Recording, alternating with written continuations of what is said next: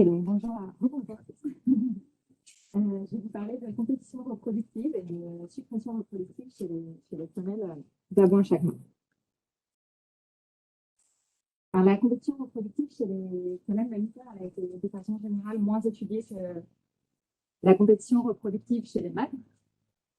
C'est une des raisons pour laquelle je m'y intéresse depuis quelques années. Tout récemment, donc les femelles elles vont entrer en compétition pour diverses ressources qui sont indispensables pour se reproduire. Donc, dans certaines espèces, ça peut être des terriers, par exemple.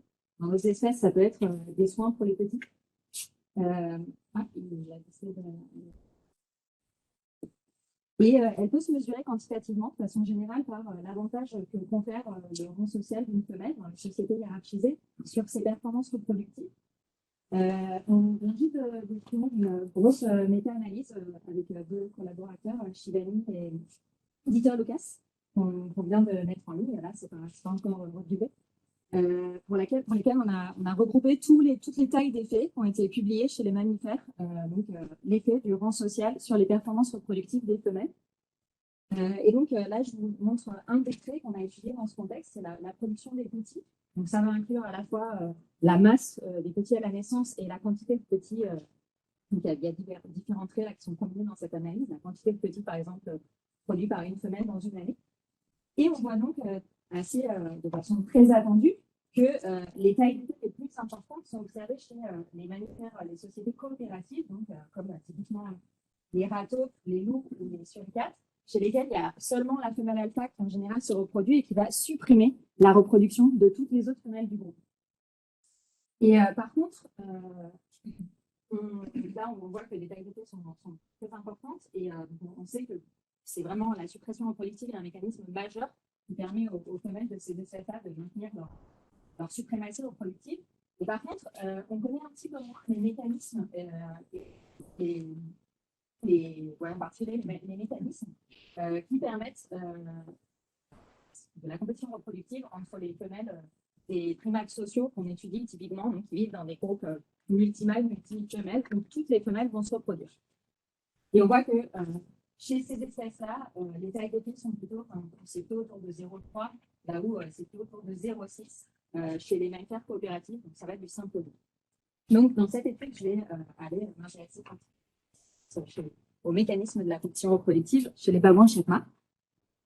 Donc, pour ce qui est déjà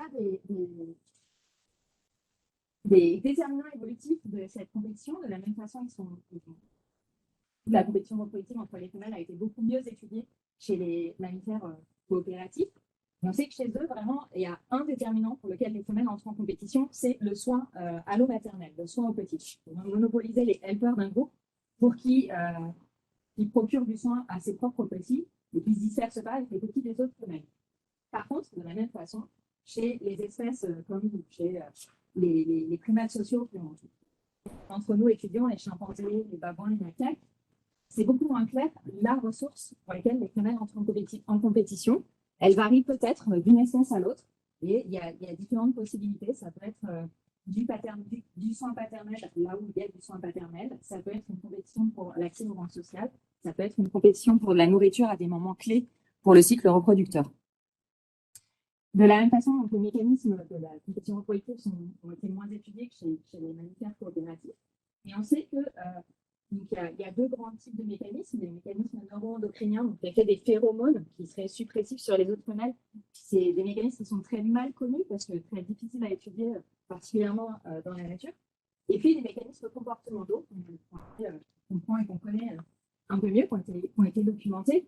Et il y a tous les mêmes mécanismes qu'on observe chez les sociétés coopératives, mais on ne sait pas l'importance relative de ces différents mécanismes dans différentes espèces. Par exemple, il peut y avoir de l'interférence avec les accouplements des femelles rivales. Il peut y avoir de l'éviction du groupe une femelle rivale. Il peut y avoir du harcèlement qui va induire un niveau de stress élevé qui va diminuer les performances reproductives d'une femelle. Et il peut y avoir de l'infanticide chez ces différentes espèces. Et enfin, ce qui a été très peu étudié, c'est les conséquences, des conséquences notamment démographiques de la compétition reproductive entre les femelles mammifères. En fait, C'est une question qui, dans le contexte de la compétition entre les mâles, n'a pas forcément été beaucoup explorée parce que souvent, dans les espèces polygynes ou polygynandres, si les performances reproductives d'un mâle donné ne vont pas influencer beaucoup la démographie de la population. Par contre, dans le contexte, pourquoi? Parce que le sperme n'est jamais une ressource limitante et il restera toujours des mâles pour fertiliser les femelles. Par contre, dans le contexte des femelles, des diminutions de performance reproductive, ça peut vraiment affecter les traits démographiques de la population. Donc là, moi, il y a une question qui m'intéresse depuis quelques années, c'est dans quelle mesure, notamment, ça peut influencer la phénologie reproductive d'une population, cette compétition reproductive entre les femelles.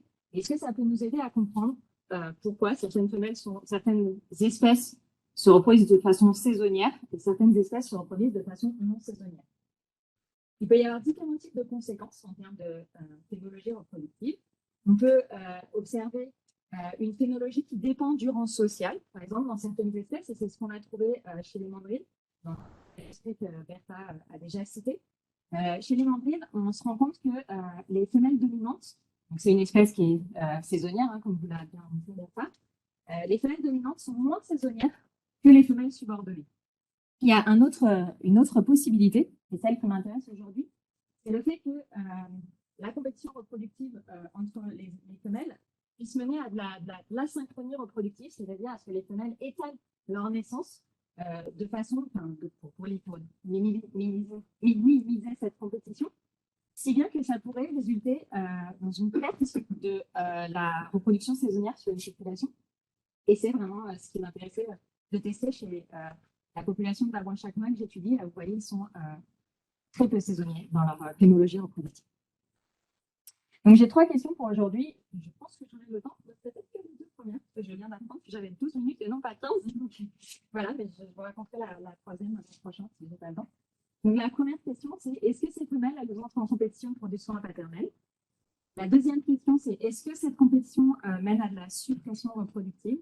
Et la dernière question, c'est quelles sont les conséquences démographiques, notamment pour la phénologie reproductive? Donc, je vais aller un peu vite sur les sociétés de babouins chacun, parce que je pense qu'il y a quand même beaucoup de gens qui sont très familiers avec les babouins, les macaques et ce genre d'animaux. Donc, ils vivent dans des grands groupes multimâles et femelles. Ils sont polygynandres, c'est-à-dire les deux sexes s'accouplent avec plusieurs partenaires au cours d'une saison de reproduction. Il y a une très forte compétition pour le rang entre les mâles qui se battent pour l'accès au rang. On voit qu'il y a un fort dimorphisme sexuel dans cette espèce. Chez les femelles, il y a une agression qui est plus régulière mais moins sévère en général. Il y a des hiérarchies linéaires héritables. Je pense que c'est aussi quelque chose de très familier pour quasiment tout le monde ici. Et puis, dans cette espèce, les femelles, quand elles sont proches de l'ovulation, donc elles font des tumescences, et elles sont surtout gardées pendant très longtemps, pendant plusieurs jours, par un des mâles de rang les plus élevés. On a des concentriques qui sont très longs dans cette espèce, par rapport à d'autres espèces de babouins notamment. Et attention à savoir pour la suite, quand une femelle donne naissance, elle va en général s'associer de façon très étroite avec un mâle adulte qui, généralement, on a pu montrer dans précédentes études que c'est le père de l'enfant et qui va prodiguer des soins à l'enfant. Ça peut être de la protection contre des cons spécifiques, notamment des tentatives d'infanticide, contre les prédateurs. Ça peut aussi être accompagner le petit dans la période du sevrage pour lui permettre d'accéder à des patchs de nourriture de meilleure qualité. Ça peut être aussi s'occuper d'un petit dont la mère a disparu quand il était déjà presque sevré. Voilà, donc tout ça, ça se passe dans le contexte du Tsaobis Baboon Project. C'est une station de long terme issue des babouins chacun en Namibie centrale, là, sur les berges du désert du Namib. C'est très, très aride. Et donc, un projet que je co-dirige avec Alessia Carter et puis Gaël Kaolicho, qui a fondé ce projet en 2000. Et donc, depuis, on monitore l'écologie, la démographie, l'histoire de vie de, en général, 2 groupes de babouins, mais ça dépend des fissions et des fusions.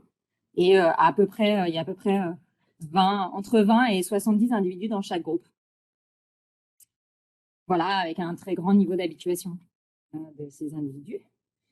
Donc, pour la première partie de la première question, je vais parler avec moi il y a quelques années, qui maintenant donc, pourquoi en fait on soupçonnait que les femelles elles pouvaient compléter pour des soins paternels? C'est pas tombé de nulle part. Je vous ai dit, il y a des soins paternels dans cette population déjà, c'est important. Ensuite, on savait d'études précédentes que les femelles dominantes, elles déplaçaient les femelles subordonnées de la proximité de leur mâle ami. C'est les friendships, c'est le terme qui est utilisé dans la littérature du babouin pour décrire ces amitiés hétérosexuelles entre une femelle et un mâle adulte pendant la lactation. On sait aussi que l'agression entre femelles allaitantes, elle est maximale quand le risque d'infanticide est élevé dans notre population. Ah, oui, d'accord, effectivement. Et enfin, on sait que les mâles subordonnés, ils forment des liens plus forts avec leurs petits que les mâles alpha, probablement parce qu'ils ont moins de petits que les mâles alpha. Donc, ça peut être avantageux pour les femelles de s'appeler avec un mâle qui a moins de petits. Donc, nos prédictions pour cette première hypothèse, c'était déjà, on s'attendait à ce que les femelles qui avaient conçu un mâle, qui avaient conçu avec un mâle, donc les petits, harcèlent les femelles en oestrus qui voudraient s'accoupler avec leur mâle. Logique. On s'attendait ensuite à ce que l'intensité du harcèlement augmente avec l'intensité de l'activité sexuelle entre la femelle en oestrus et le mâle donné. Et enfin, on s'attendait aussi à ce que les femelles qui ont conçu plus récemment, elles harcèlent plus, parce qu'évidemment, quand le petit est proche du sevrage, c'est pas forcément, on n'a plus grand-chose à entrer en compétition pour. Il a plus trop besoin de soins paternels.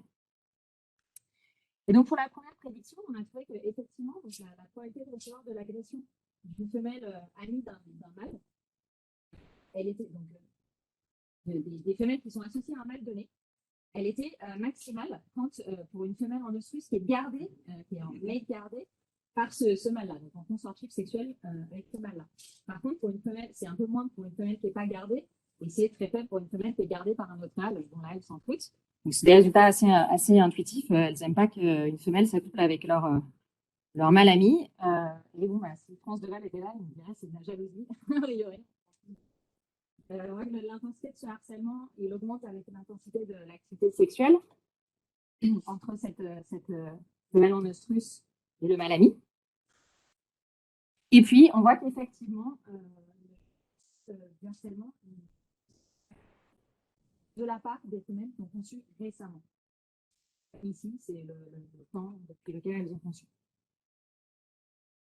Et enfin, est-ce que ça amène à de la suppression reproductive? Là, notre prédiction, c'est que ce harcèlement, il aurait pour conséquence de décroître les chances de concevoir entre la femelle en oestrus et le mâle ami. On voit que c'est bien le cas.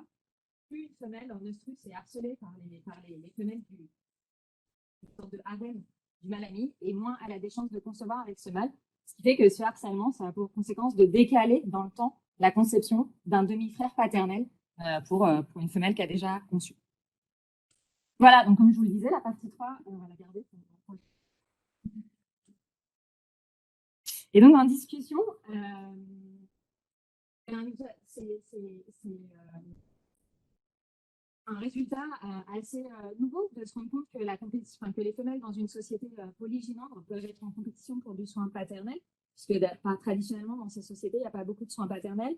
Il y a une forte incertitude de paternité. C'est pas systématique du tout dans ces sociétés qu'il y ait du soin paternel. C'est un parallèle assez intéressant avec ce qui se passe chez les sociétés coopératives. Donc, de la même façon, les femelles, elles sont en compétition pour du est-ce que ça peut être généralisé? Est-ce qu'on peut en conclure que dans toutes les sociétés polygynandres, ça va être une ressource limitante majeure pour la reproduction des femelles?